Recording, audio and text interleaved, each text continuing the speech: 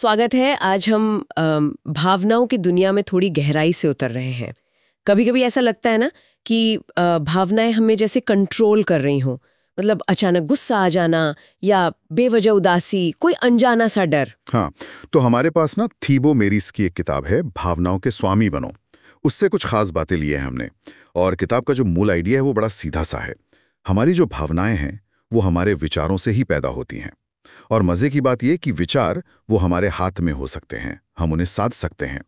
तो आज की हमारी इस चर्चा का मकसद यही समझना है कि कैसे अपनी भावनाओं के मतलब गुलाम बनने के बजाय हम उन्हें बेहतर समझे, संभालें।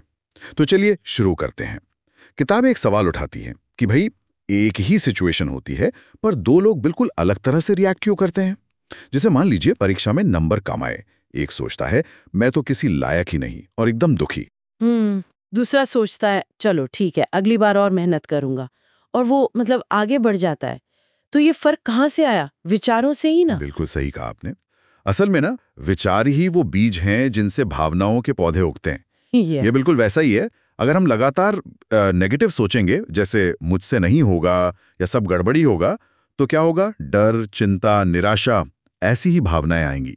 और वहीं अगर सोच पॉजिटिव हो, मैं कोशिश तो कर सकता हूं या इसमें कुछ अच्छा भी हो सकता है, तो उम्मीद जगती है, कॉन्फिडेंस आता है। और ये सोचने के तरीके ना धीरे धीरे हमारी आदत बन जाते हैं, पैटर्न बन जाते हैं। आदत, और इन आदतों को बदला भी जा सकता है। मतलब ये फिक्स तो नहीं है। हाँ हाँ, यही तो सबसे अच्छी खबर है। हम्म। तरीका है, पहले तो अपने उन नेगेटिव विचारों को पहचानना सीखें जो बार बार मन में आते हैं। फिर रुककर उनसे सवाल करें, क्या ये जो मैं सोच रहा हूं ये 100% सच है? क्या ऐसे सोचने से मुझे कोई फायदा हो रहा है? ये जो खुद से सवाल करना है ना, ये उन नेगेटिव पैटर्न्स को तोड़ने में काफी मदद करता है। ये बात की समझ आई कि विचारों का कितना असर है। लेकिन कभी कभी ऐसा नहीं लगता कि जैसे कोई कोई बटन दब गया हो और एकदम से गुस्सा या दुख उमड़ पड़ता है, भले ही हम वैसा सोच भी ना रहे हो उस वक्त। किताब में इसके बारे में कुछ है? हाँ हाँ, बिल्कुल। इन्हें भावनात्मक उत्प्रेरक कहा गया है, या आप कह सकते हैं कि हमारे अंदर के वो इमोशनल बटन है। ये कुछ खास हालात हो सकते हैं, कोई इंसान या कोई खास बात जो सुनते ही मतलब एकदम से तीव्र रिएक्शन आता है। जैसे किसी का हमें टोक देना, कोई हमारी आलोचना कर दे, या जब लगे कि हमें कोई इग्नोर कर रहा है, नजरअंदाज कर रहा है। ये सब ट्रिगर हो सकते हैं। अच्छा, और इन ट्रिगर्स को, इन बटन्स को पहचानना इतना जरूरी क्यों बता रहे हैं? क्योंकि देखिए, जब तक हम ये नहीं समझेंगे कि कौन सी बात हमें क्यों चुभती है, हो सकता है वो रिजेक्ट होने का डर हो या शायद कंट्रोल खोने का डर हो, तब तक हम अनजाने में ही इन भावनाओं के जाल में फंसते रहेंगे, बार बार वही रिएक्शन देंगे। एक बार हमने पहचान लिया कि अच्छा ये मेरा ट्रिगर है, तो अगली बार जब वो सिचुएशन आएगी ना, हम खुद को रोक सकते हैं, एक पल के लिए ठहर सकते हैं, गहरी सांस ले सकते हैं और फिर सोच समझकर जवाब दे सकते हैं, बजाय इसके कि तुरंत भड़क जाएं या दुखी हो जाएं।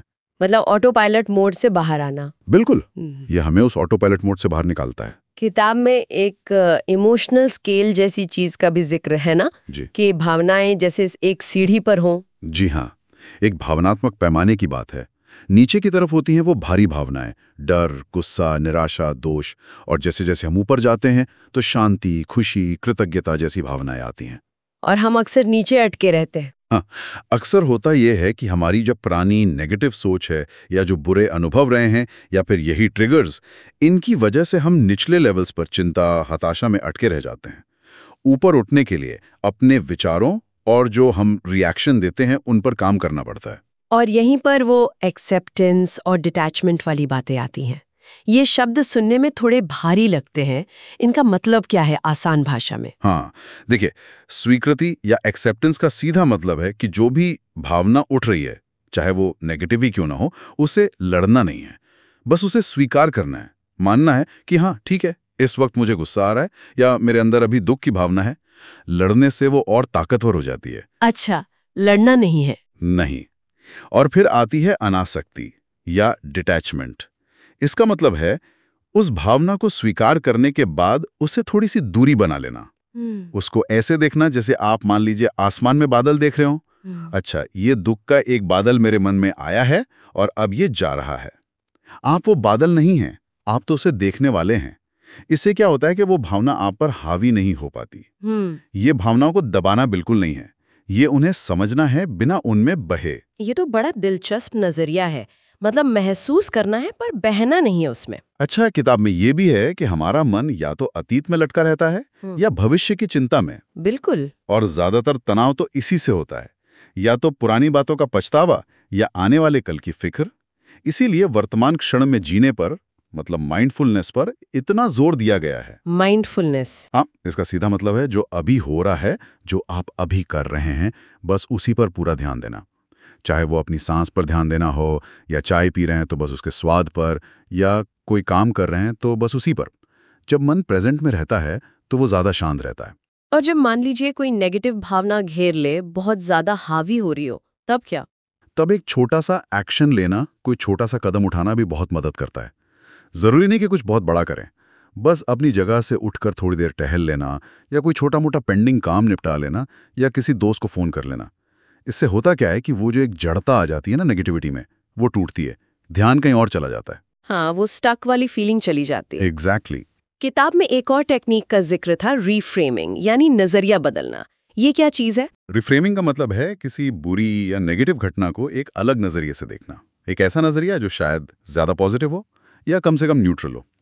जैसे उदाहरण के लिए, अगर किसी की नौकरी चली गई तो इसे सिर्फ एक अंत की तरह देखने के बजाय ये सोचना कि शायद ये कुछ नया सीखने का मौका है, या अपनी पसंद का काम शुरू करने का अवसर है। अच्छा, मतलब उस सिचुएशन को देखने का चश्मा बदलना। बिल्कुल। ये हमारे उन गहरे बैठे विश्वासों को भी चैलेंज करता है जो हमें रोकते हैं, जैसे मैं काफी अच्छा नहीं हूं, या मेरे साथ हमेशा बुरा ही होता है। और आखिर में एक और जरूरी बात, हमारा माहौल, हमारे आसपास की चीजें, उनका भी असर पड़ता है। बहुत गहरा असर पड़ता है।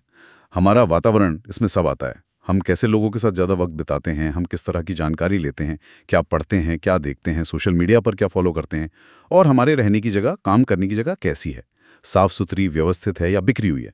ये सब चीज़ें हमारी भावनाओं पर लगातार असर डालती हैं। ये तो है। तो अगर हम पॉजिटिव और सपोर्टिव लोगों के साथ रहें, इंस्पायर करने वाली चीज़ें पढ़ें या देखें, और अपने आसपास की जगह को थोड़ा ठीक ठाक रखें, तो इससे भी अंदर से बेहतर महसूस करने में बहुत मदद मिलती है। बल्कि मैं तो कहूँगा, शायद अपने माहौल को थोड़ा सुधारना अपनी भावनाओं को संभालने की तरफ पहला और सबसे आसान कदम हो सकता है। तो कुल मिलाकर बात यह है कि भावनाओं का स्वामी बनना मतलब उन्हें दबाना या ख़त्म करना नहीं है, बल्कि उन्हें समझना है, उनके पैटर्न को पहचानना है और उन्हें सही दिशा देनी है। ये एक स्किल है, एक कला है जिसे सीखा जा सकता है अभ्यास से।